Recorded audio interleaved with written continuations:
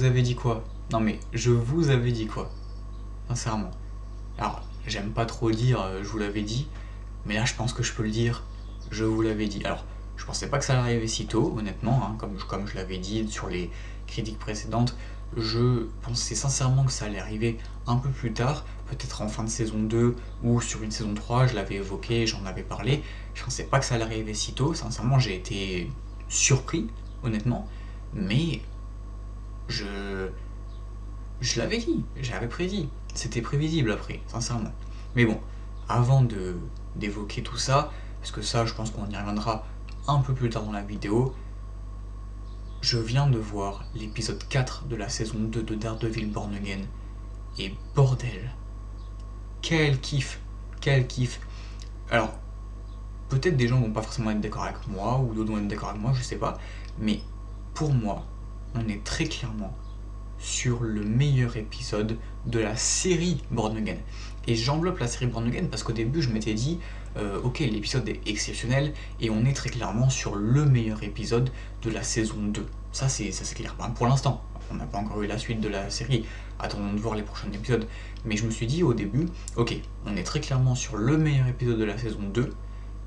Mais quand j'ai revisité dans ma tête la saison 1, je me suis dit mais en fait, on est sur le meilleur épisode de la série Born Again. Mais avant de revenir sur l'épisode en lui-même, sur des éléments de l'épisode, il faut qu'on parle d'un perso. Il faut qu'on parle d'un perso que je trouve exceptionnel. Bullseye, qui es-tu? Bullseye, qui es-tu? Tu es trop fort, mon gars. Non, franchement, il faut qu'on soit honnête, Bullseye est exceptionnel comme personnage. Je le trouve incroyable et j'aime beaucoup son développement, j'aime beaucoup ce que les producteurs font avec ce personnage au niveau de cette série, j'aime beaucoup son approche dans la série, son développement au fil des épisodes, même si sur les premiers épisodes de la saison 2, on l'a pas forcément trop vu. Là, bah, je pense qu'on peut clairement dire qu'on est limite sur un épisode sur Bullseye. J'ai sincèrement l'impression qu'en fait cet épisode il est pour Bullseye, il fallait un épisode sur Bullseye limite, parce que c'est lui qui est présent les trois quarts du temps à l'écran de l'épisode, sincèrement. Il est là, présent, oui, trois quarts du temps de l'épisode, sincèrement. Et en tout cas, j'aime beaucoup ce qu'on nous propose autour de ce personnage. J'aime beaucoup son développement. Je trouve ce personnage sincèrement incroyable. En plus, je trouve ce personnage trop fort. Ce côté de je prends tout ce qui me passe sous la main.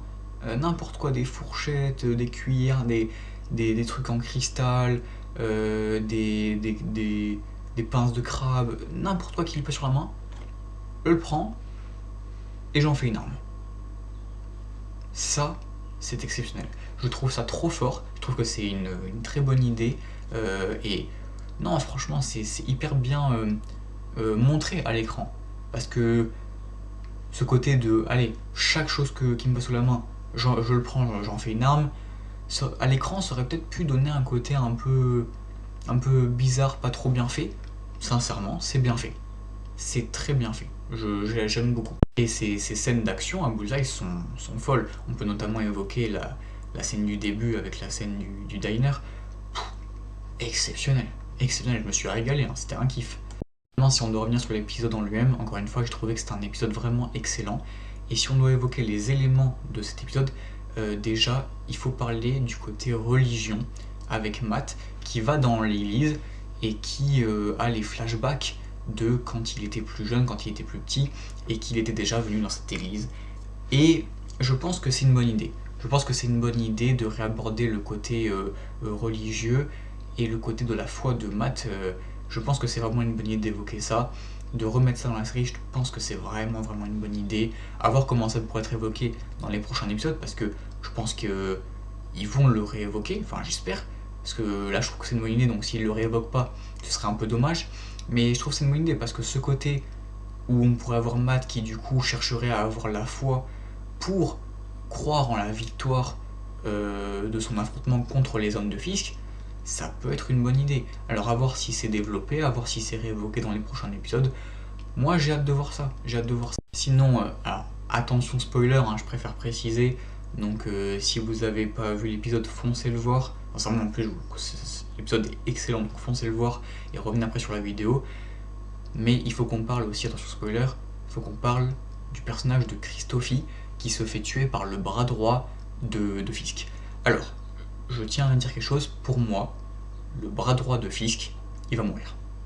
Il va mourir parce que, en fait, c'est ce genre de personnage un petit peu trop sûr de lui, un petit peu trop qui se sent puissant, qui se sent intouchable, qui est au-dessus des lois, et je le trouve un peu présomptueux, un petit peu prétentieux, et je pense que c'est ce genre de personnage qui à un moment donné va tomber comme plus fort que lui et va mourir. Donc je pense qu'il va mourir. Après, je sais pas. Et s'il meurt, est-ce que c'est dans le prochain épisode ou est-ce que c'est à la fin de la saison 3? On sait pas. Donc à voir. Mais je pense que c'est un personnage qui va mourir. Là, il a tué Christophie. Bon. Disons que voilà, c'est un personnage vraiment qui se sent puissant, qui se sent au-dessus des lois. Donc j'ai envie de voir un petit peu aussi son développement et voir si par la suite il pourrait mourir. Voilà, fini la partie spoiler, hein, si jamais vous voulez revenir. Mais voilà, je pense que c'est pas quelqu'un qui va tenir longtemps, on va dire.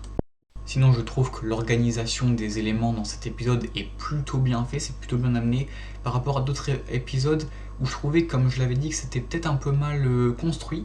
Là, je trouve que c'est plutôt bien construit. Je trouve que l'épisode est plutôt bien construit, il a un peu une structure narrative, donc j'aime bien. Sinon, il faut parler des scènes d'action qui sont exceptionnelles. Alors, les scènes d'action de Bullseye, encore une fois, incroyable, j'adore ces scènes d'action. Alors, encore une fois, la scène du diner et tout, c'est fou. Mais il faut aussi parler du combat entre Daredevil et Bullseye. Parce que la scène de combat entre Daredevil et Bullseye, personnellement, j'ai beaucoup aimé.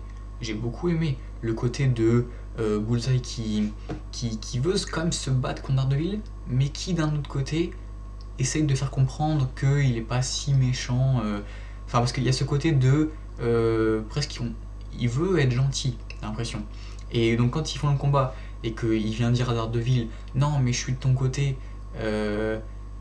c'est intéressant. Encore une fois, comme on avait dit, par rapport à la mort de Foggy, est-ce que il aurait des regrets et voudrait se rattraper, peut-être se rallier du côté des gentils?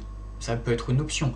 Et notamment à la fin, quand Daredevil vient, on va dire, secourir Bullseye pour l'empêcher de se faire tuer, je trouve ça aussi intéressant parce que Daredevil aurait pu le laisser se faire tuer, sachant qu'il a quand même tué Foggy qui était comme son meilleur ami, mais au final, il comprend peut-être qu'il s'est fait manipuler, que voilà, c'était peut-être pas réellement lui, et que en réalité peut-être qu'il n'est pas si méchant que ça, et au final, il vient lui sauver la vie. Donc si après ils deviennent peut-être pas amis, mais on va dire alliés, ça peut être intéressant aussi. On a aussi le personnage de Charles, que je trouve qui a plutôt un bon développement, je trouve que c'est plutôt un bon personnage, et j'ai bien aimé cet épisode parce que j'ai bien aimé le personnage de Charles dans cet épisode, parce que tout le début de la série, on nous l'a présenté comme un personnage puissant, vraiment sûr de lui, qui s'en foutait de tout et qui pensait être intouchable encore une fois. Et le truc c'est que là, quand on a donc le bras droit de Fisk qui vient à tuer les deux hommes de Charles, on va dire, et les deux gardes du corps si on veut, et que Charles se retrouve en position de faiblesse, et que t'as Fisk qui se lève et qui se trouve plus grand que lui, et que là on ressent un Charles qui quand même peut-être a un peu peur et peut-être est moins sûr de lui, et peut-être se dire oh, mince, il peut m'arriver des choses. Bon après peut-être que ça aurait pu être évoqué peut-être un peu plus tard dans l'épisode, parce que j'aurais préféré peut-être que tout l'épisode il soit dans ce côté sûr de lui, intouchable, et que ce genre de choses n'arrive qu'à la fin, en sorte de conflit ou de confrontation. Là, bon, ça arrive un peu vite, épisode 4, il a déjà ce côté moins sûr de lui, où il s'est fait prendre un peu à son propre jeu.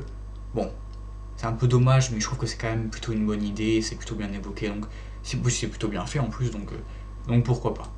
Et pour finir cette vidéo, on va parler donc de quelque chose que je vous avais dit, que je vous avais prévenu, donc voilà, encore une fois, spoiler, attention, c'est la mort, en fait, je dis mort, mais on va dire les soi-disant mort de Vanessa, mais je pense qu'elle est morte.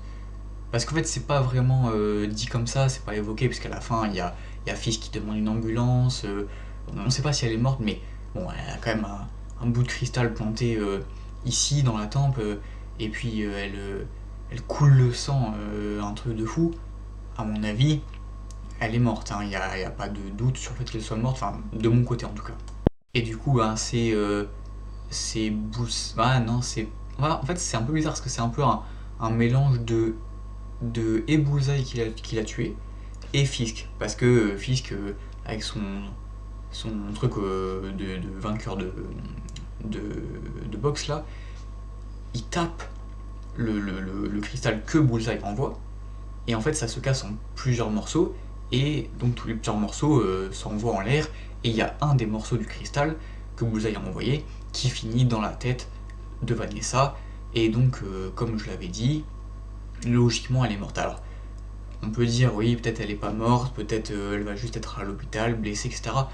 Mais vu comment l'épisode se finit, vu comment elle pisse le sang, pour moi, elle est morte, pour moi, c'est fini. Du coup, on revient à ce que je vous avais dit par rapport à Fisk, où pour moi, ça y est, on va vraiment avoir un Fisk bien énervé. Alors déjà, pendant le combat de boxe, il était pas mal énervé, sachant que c'était un match de charité, et on a pu voir dans les yeux du public, déjà le public être en mode de ah ouais, il va aussi loin dans l'énervement, et enfin, il va vraiment fort, alors que c'est un match de charité, c'est pas un truc. Il n'a pas à aller aussi loin pour ce match-là. Et on sentait quand même un peu de peur, entre guillemets, dans les yeux des fans, on va dire, des supporters, en se disant, mais il va quand même loin pour un match de charité. Et d'ailleurs, ce que je vous avais évoqué par rapport à Vanessa, où je vous avais dit ce qui le fait tenir, c'est Vanessa, ce qui le fait, on va dire, se retenir, bah là, ça a été montré dans l'épisode, puisqu'au moment où Vanessa arrive, il se sent déstabilisé. Il la voit arriver, il se dit mais mince, il est plus sûr de lui, et c'est le seul moment où il se prend un coup. Sinon, à chaque fois, il se fait pas toucher, hein, parce que voilà, il est hyper puissant, et à chaque fois, il met des raclés à l'autre gars contre qui il se bat, mais c'est vraiment au moment où il voit Vanessa qu'il est déstabilisé et qu'il se prend un coup. Et c'est là où je me suis dit, j'avais raison, c'est vraiment Vanessa qui le fait tenir. Et là, encore une fois, on en revient à ce que je disais sur Fisk. Maintenant que Vanessa est soi-disant morte, mais je pense honnêtement morte, là on va avoir Fisk énervé. Parce qu'en plus, comme il y a un peu d'entre guillemets une part de responsabilité de sa part, puisque peut-être qu'il va, du fait d'avoir envoyé les bouts de verre un peu partout, en cassant le truc de cristal, et en envoyant peut-être lui-même un bout de cristal dans la tête de sa femme, de Vanessa, peut-être qu'il va se sentir responsable, et il va se dire qu'il est peut-être aussi responsable en même temps que Bullseye de la mort de Vanessa, et il va ressentir un côté bien énervé, bien en mode caïd et tout ça. Donc voilà, après je l'avais dit, hein, mais je pensais pas que ça allait arriver si tôt. Encore une fois, la mort de Vanessa, enfin son innocente mort, mais je pense sincèrement qu'elle est morte à ce niveau-là, ça arrive tôt en vrai. Moi je m'étais dit, je l'avais dit dans les critiques présentes, j'avais dit oui peut-être fin de saison 2 ou saison 3, mais là ça arrive là en milieu de saison 2, donc épisode 4. Il y a 8 épisodes en plus je crois, épisode 2 aussi. Bon bah après on verra bien du coup comment seront évoqués les prochains épisodes, parce que là je pense qu'on va avoir un Wilson Fisk vraiment énervé, vraiment en mode peut-être un peu énervé, bah déjà oui par rapport à Vanessa, mais ne serait-ce que par rapport au fait de s'être fait attaquer par Bullseye, etc. Il va vouloir se venger je pense. À mon avis on va avoir un Kaïd bien énervé. Donc hâte de voir ça, hâte de voir déjà si Vanessa est vraiment morte, mais là je pense que oui. Hâte de voir Fisk, comment il va réagir après ça. J'ai hâte de voir les prochains épisodes, et franchement, j'ai adoré cet épisode. Je trouve que c'était vraiment un bon épisode. Et encore une fois, Bullseye, merci. Merci parce que ce personnage est exceptionnel. Voilà, C'est tout pour cette critique, donc dites-moi ce que vous en avez pensé en commentaire si vous avez vu l'épisode. Moi j'ai passé un très bon moment devant, j'ai hâte de voir la suite. Pour l'instant j'aime beaucoup ce qu'ils nous proposent, enfin ce que Disney Plus nous propose autour de cette série. Donc voilà, hâte de voir la suite. Si vous avez cet épisode, encore une fois, dites-moi ce que vous en avez pensé en commentaire. Dites-moi pardon, ce que vous en avez pensé en commentaire, ça m'intéresse vraiment. Je veux un peu votre avis, savoir si vous avez le même avis que moi ou pas. Et puis voilà, on se retrouve très prochainement pour de nouvelles vidéos. Salut à tous, c'était Cinémaverse, à très bientôt.